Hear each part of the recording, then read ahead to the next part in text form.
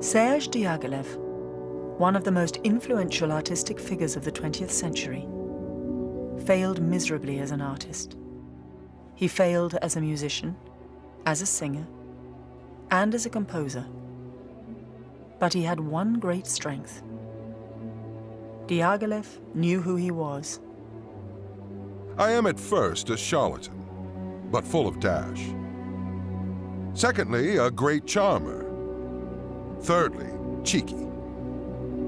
Fourthly, a very reasonable man with few scruples. Fifthly, someone afflicted, it seems, with a complete absence of talent. And yet, I think I have found my true vocation, to be a patron of the arts.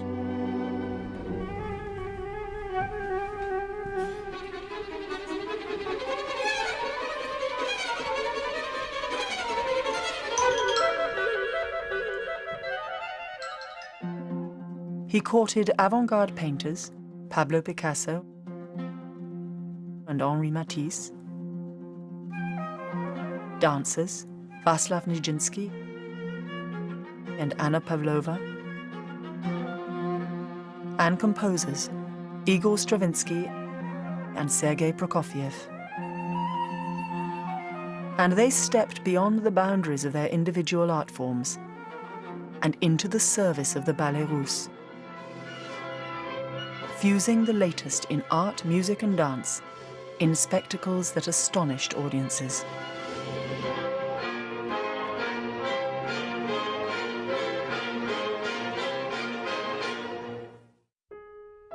Serge Diaghilev's company dominated the ballet stages of the world from 1909 to 1929. Its costumes were as carefully preserved as treasures, and its innovative choreography has been painstakingly studied and reconstructed for dance troupes around the world.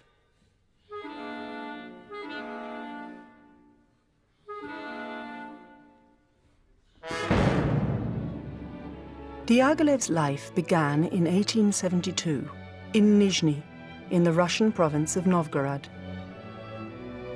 The Diaghilev's house in the small city of Perm attracted poets, playwrights and musicians.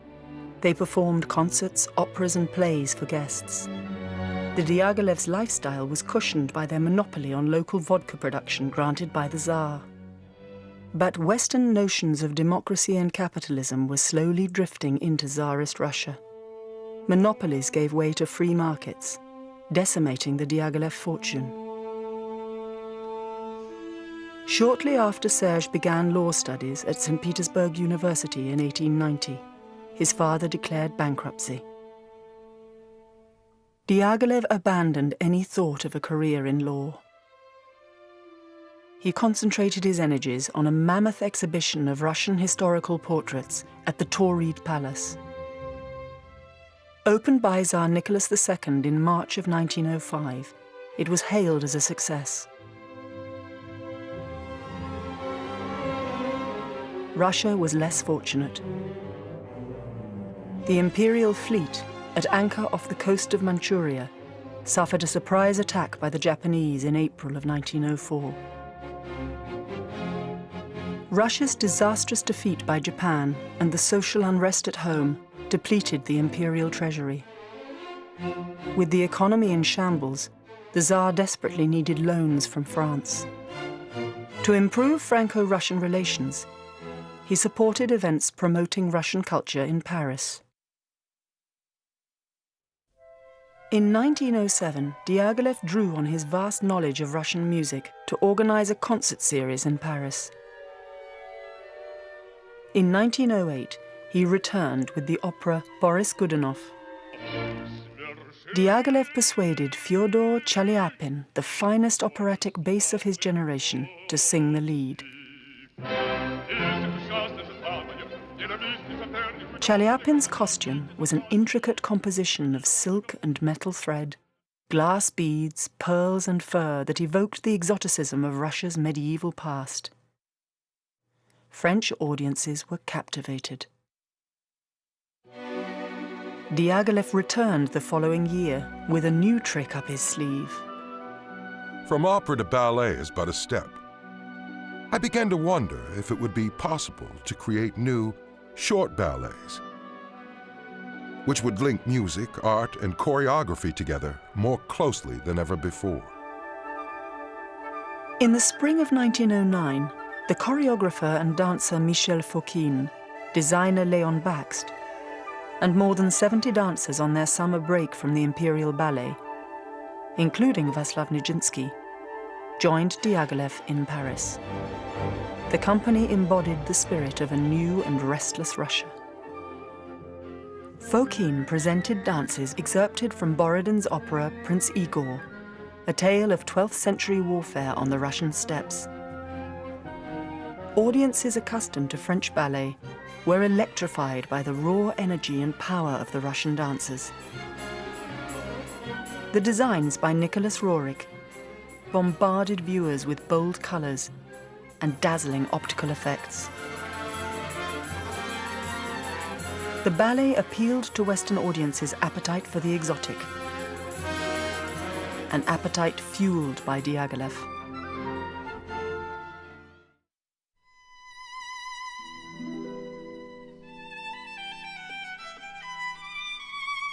Scheherazade opened in June of 1910. On the first night, the sensuous tale of wanton pleasures in a harem, set to music by Rimsky-Korsakov, created a frenzy. For the sets, Bakst drew on a long tradition of Orientalist fantasy that pervaded all the arts. The ballet's eroticism was heightened to the point of sensationalism by Fokine and his dancers and their costumes. Diaghilev's costumes were new in the sense that they clearly were not conventional ballet costumes.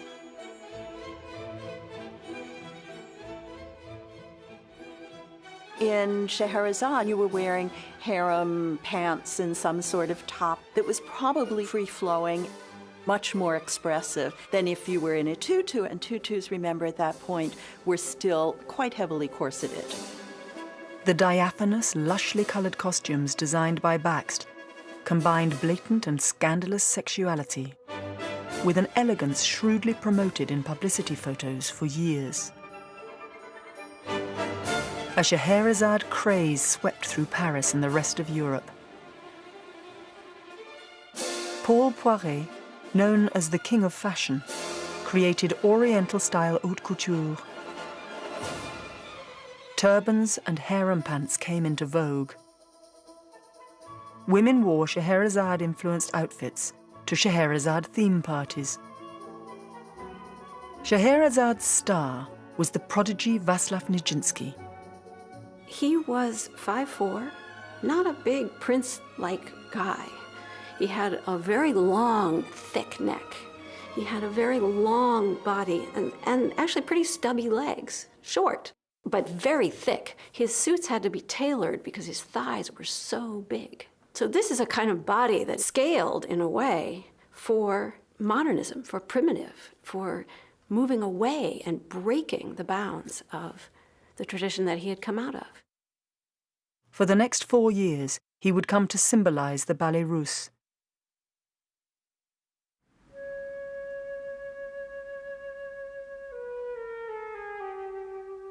Afternoon of a Faun, inspired by a poem by Stéphane Mallarmé, was first staged in Paris in 1912. The story was simple. A lecherous faun in pursuit of coy nymphs.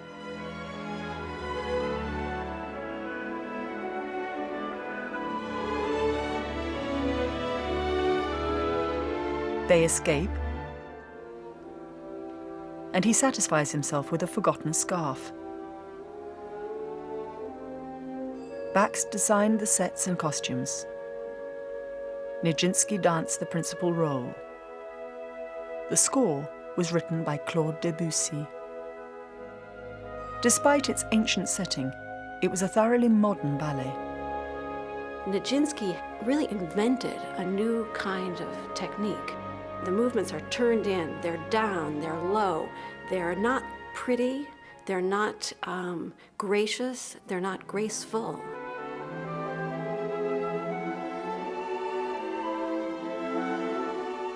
So the dancers were told, you know, go up and come down flat-footed, or land like a goat. Not like a princess or a beautiful fawn, but like a goat. So there's this kind of compressed and restrained sort of movement that the dancers really chafed against. They complained bitterly.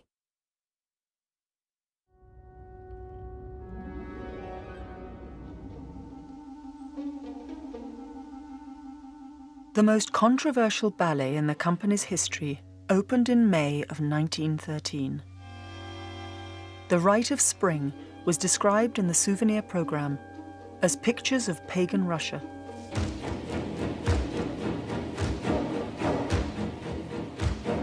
Igor Stravinsky's score revolutionized the course of music in the 20th century.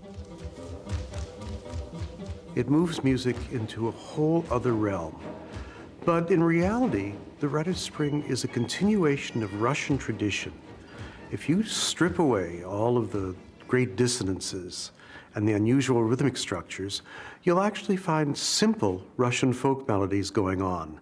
It's just that Stravinsky is able to layer them in such a way that created a very new, a very visceral kind of sound.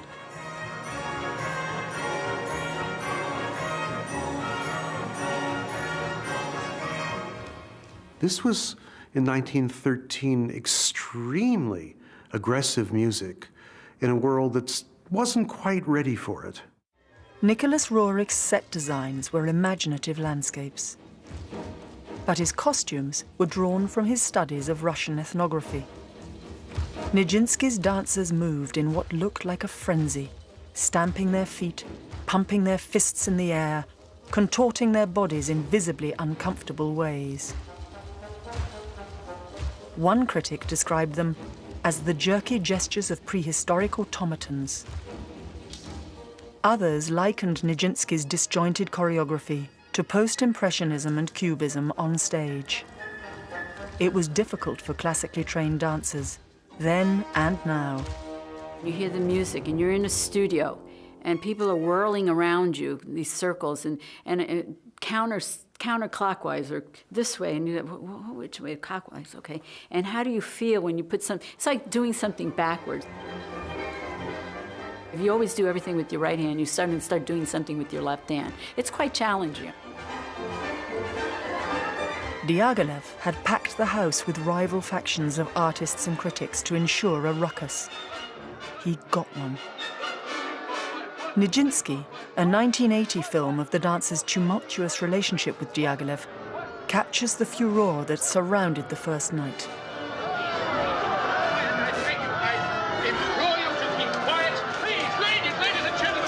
When The Rite of Spring was premiered, the work was presented after Les Sylphides, music by Chopin, very nice and friendly. And now came this rather unusual piece, scored for immense orchestra, probably the largest ever seen in a ballet, that had crazy rhythms and exotic sexual dancing going on the stage. You talk about nights where you'd like to be there, that's one of them. I think Diaghilev's decision to go forward with the Rite of Spring, which cost a fortune, which entailed numerous rehearsals, musical rehearsals, rehearsals for the dancers, months of rehearsals for the dancers. This showed his interest in moving forward, looking for other forms of choreographic expression, musical expression, dance expression.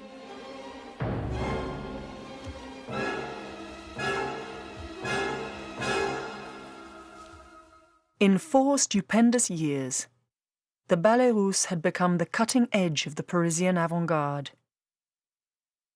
And then, in August of 1913, the unexpected happened. During a tour of South America, Václav Nijinsky married an aspiring ballerina, Romila Dipulski, in Buenos Aires. A furious and deeply wounded Diaghilev dismissed him. Always intense, Nijinsky reacted badly.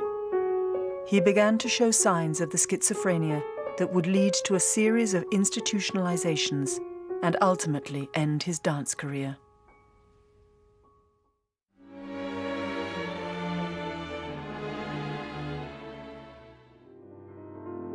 Throughout the war years, a reduced company toured both North and South America. They played large cities, but they also performed in towns that rarely saw a major European company. Nijinsky, partially forgiven, joined the American tour as a visiting artist. Charlie Chaplin was in the audience for the Los Angeles premiere of Afternoon of a Faun in 1916. I have seen few geniuses in the world, and Nijinsky is one of them. His every movement was poetry. His every step a flight into strange fancy. Chaplin's admiration emerged as a playful homage to Afternoon of a Faun in his 1919 film Sunnyside. In a dream sequence, the faun pursues a group of young nymphs.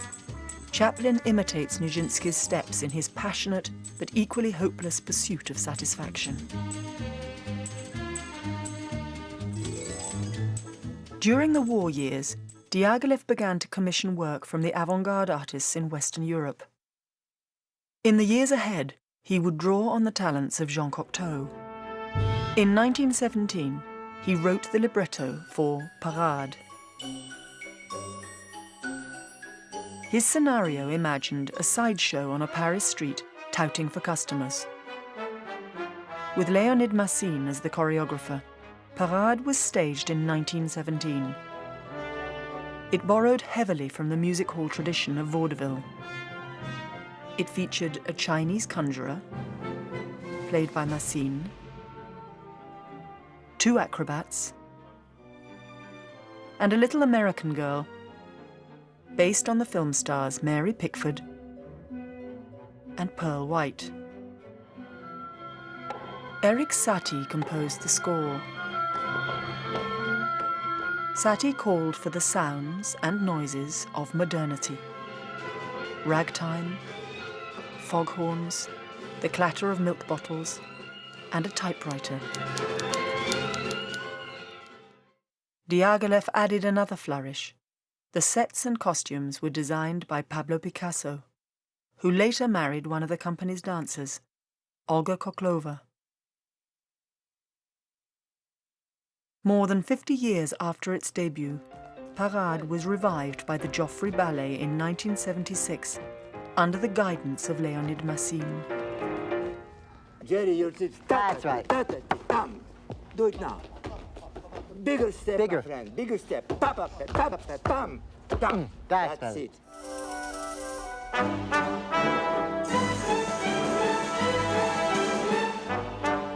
Doing The Conjurer, he made that character such an enigma.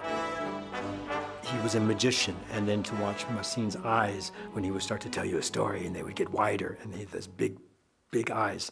And then he would say things to us like, flex your cheekbones. What does that mean? And so we had to kind of figure, what does that mean? So we kind of came up with flexing your cheekbones.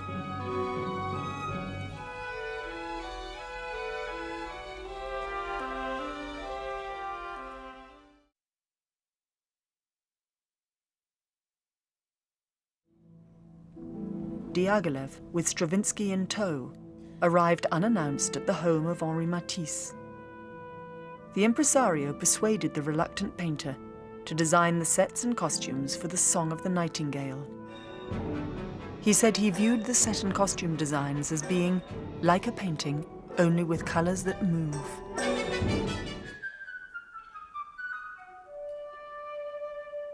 The Song of the Nightingale is the story of a dying Chinese emperor restored to life by birdsong. Matisse designed simple tunics with geometric designs for the mourning courtiers and the imperial chamberlains.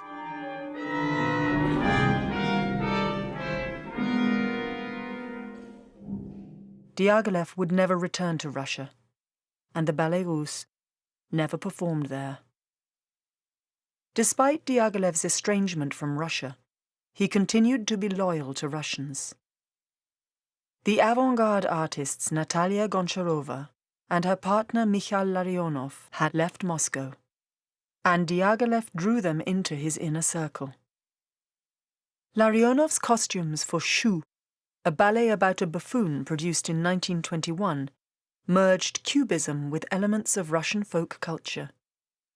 Larionov divided the costumes into stylized geometric shapes designed to work in concert with the choreography of Leonid Massine. For a revival of Firebird in 1926, Diaghilev turned to Natalia Goncharova for the designs. Her curtain was composed of hundreds of onion domes, evoking Byzantine splendors and the Russian Orthodox past, a world away from the new and discomforting Soviet Union. Diaghilev's tireless quest for something new turned the Ballets Russes away from fantasies and myths towards modern life. The Blue Train was named for the overnight train that sped passengers from Paris to the Riviera. The set was a stylized bathing resort with vaguely cubist cabanas. For the costumes, Diaghilev turned to Coco Chanel, who adapted contemporary sportswear for the stage. Bronislava Nijinská incorporated the movements of modern sport and leisure into her choreography. The front cloth, after a painting by Picasso, robust nudes running along a beach, provided a tongue-in-cheek contrast with the androgynous bodies of the Chanel-dressed dancers.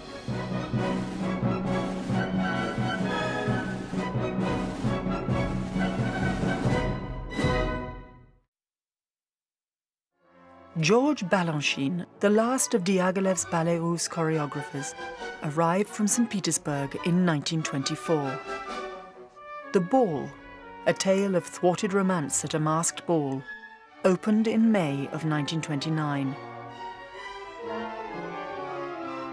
Giorgio de Chirico's sets and costumes were a surreal mix of natural and man-made elements.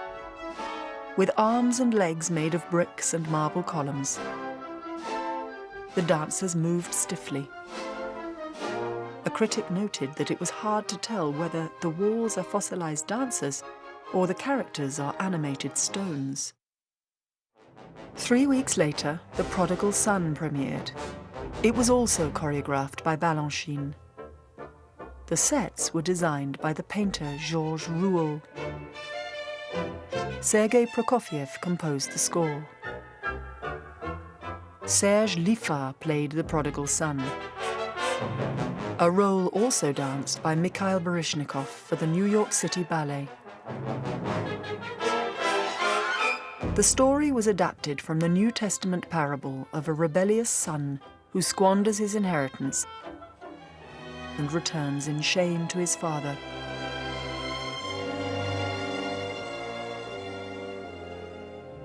Who embraces and forgives him.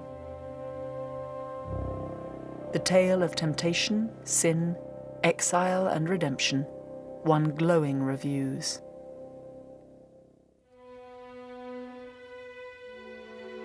Three months after the opening of The Prodigal Son, Diaghilev, now 57, frail and sickly, left Paris. He would die in Venice.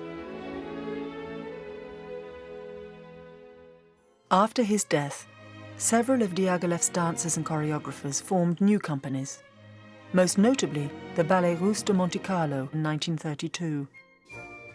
Their touring and teaching activities spread Diaghilev's dream to the United States, South America, and Australia. Diaghilev created ballet in the West in the 20th century. Without Diaghilev, we probably would not have had the New York City Ballet, the Royal Ballet, even the Paris Opera the way it was. The dream Serge Diaghilev created of dance joining hands with the other creative disciplines to create a total work of art continues to influence world ballet.